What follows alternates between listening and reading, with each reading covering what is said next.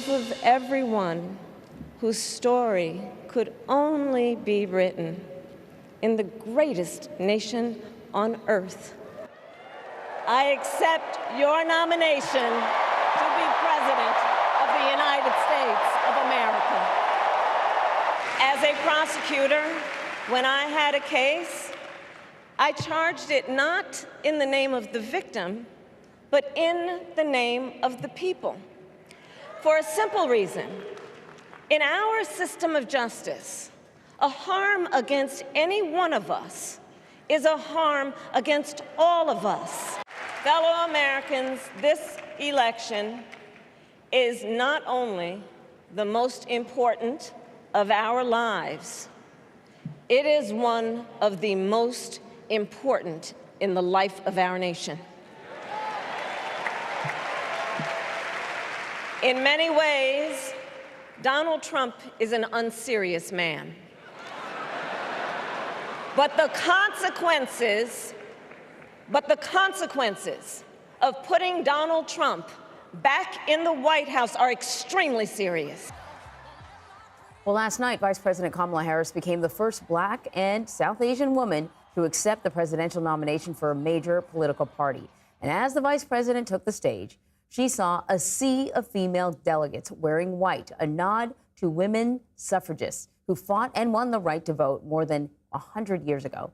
In a passionate and fiery speech, the former prosecutor laid out her case to defeat former President Donald Trump in the election that is now just 74 days away. Before Harris, the night kicked off with speeches from Michigan Governor Gretchen Whitmer, Massachusetts Governor Maura Healey, North Carolina Governor Roy Cooper, and former Republican Illinois Representative Adam Kinzinger. Plus performances by singer Pink and a rendition of the Star-Spangled Banner by musical group The Chicks. CBS Mornings co-host Tony Dokoupil is leading our coverage of the DNC in Chicago. So, Tony, when I was talking yesterday to some of our political analysts, they said that, this is going to be an opportunity for Kamala Harris to introduce herself, I guess reintroduce herself to the American people. And prior to this, we heard a lot about joy. Tell me your take on her speech and your biggest takeaways, because it sounded like, yes, there was joy, but there was also a lot of seriousness. Yeah, there was a combination of both, and she really is introducing herself for the first time to a significant portion of Americans. I think people need to remember that she only came onto the national political scene in 2016, the very same election that brought the nation Donald Trump, now her opponent in this race for the White House in 2024. So she had a lot of biography in the speech. She talked about being a child of immigrants, a child of Oakland, California, her journey to being a prosecutor, as you heard in that clip that you played there. And that phrase, for the people, Kamala Harris for the people, she had a through line from the courthouse to the White House. She will be for the people. That was a theme of the speech. She also talked a lot, and you really felt this was for the people at home in the middle in this country who might join the Democrats for this particular election. She talked about being an American, loving this country deeply, feeling pride and privilege at being part of this country, calling it the greatest country on earth, the place where the only place where her story could be possible. There was a lot of frank, on the surface, patriotism with flags waving as well. And then she was very tough on border talk and foreign policy talk.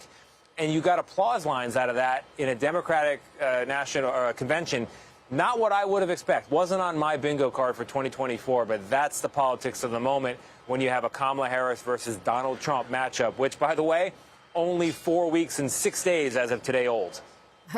Remarkable. Yeah, it's, hit the ground running. Here we go. Tony, thank you very much. Well, joining me now with more from the last day of the convention is Sean Sullivan. He's a campaign editor with the Washington Post. Good to see you, Sean. As we mentioned with Tony, Harris, was the main event, of course, last night. She made an effort to reach out to all types of voters. I want to play some sound from her speech. I know there are people of various political views watching tonight, and I want you to know I promise to be a president for all Americans. You can always trust me to put country above party and self, to hold sacred America's fundamental principles, from the rule of law to free and fair elections, to the peaceful transfer of power.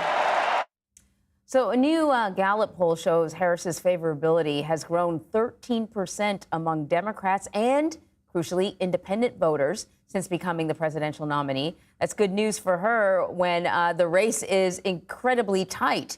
Was she effective in introducing herself to those Americans who were unfamiliar last night? Yeah, that's a big question we're going to find the answer to in coming days and weeks as we see how voters react in these swing states, as we see how subsequent polls react. I think it's important to point out that, the tone of her speech certainly was one that was geared at, as you say, Anne-Marie, those independent voters that are poised to decide this election in many of these key battleground states.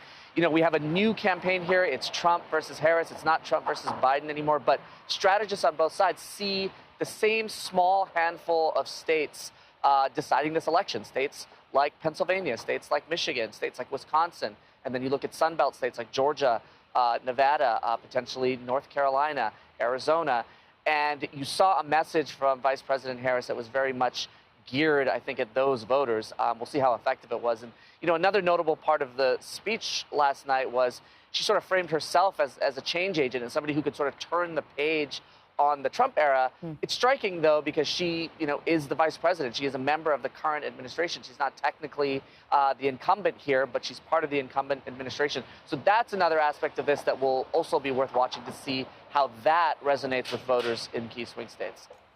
Yeah, it strikes me that they're in this position as vice president, you can enjoy the best of both worlds in that you have that name recognition, but people don't know you all that well, and so they may impart upon you the things they believe you to be, but also kind of the worst of both worlds because you are part of the administration, you're not an outsider, and so you have to answer to what the administration has done that people like or don't like over the past few years.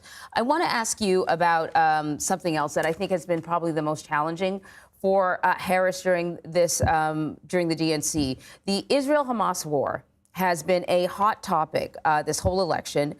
And we saw protesters and sit-ins happening at the DNC. And Harris was asked to put a Palestinian American on the stage to do a speech. The campaign did not do that. I want to play some sound from Harris last night, though. President Biden and I are working to end this war such that Israel is secure, the hostages are released, the suffering in Gaza ends, and the Palestinian people can realize their right to dignity, security, freedom, and self-determination. So, as you know, there were delegates that did not support her because they don't support how the administration has handled this conflict. Did she strike a balance? She really tried to, and this issue is perhaps the most divisive issue within the Democratic Party right now. We've seen a lot of protests over the last many months here, as you mentioned, here in Chicago, outside the convention. We saw protesters gathering, and this is an issue that has really, inspired really impassioned protests on both sides. And I think we saw her try to strike that balance, as you say, Anne-Marie. We heard her talk about Israel's right to defend itself, which sort of echoes what President Biden's position has been all along. But she did also acknowledge suffering in Gaza. She did also talk about the Palestinian people in sort of aspirational terms and talked about their ability to shape and determine their future. She won some pretty loud cheers inside the arena when she delivered that line. So it really is sort of a tightrope walk for her, and you could see that tightrope walk playing out on stage last night in this speech and this balance that she's trying to strike. And she's going to continue to have to do that, from now until Election Day. Politically, not an easy thing to do. We saw that for President Biden, it was even more difficult. In many ways, he attracted even more animosity and more protests from pro-Palestinian demonstrators. So this is the kind of thing that is not going away and could, inspire future strife within the Democratic Party. Yeah. Sean Sullivan, thank you so much.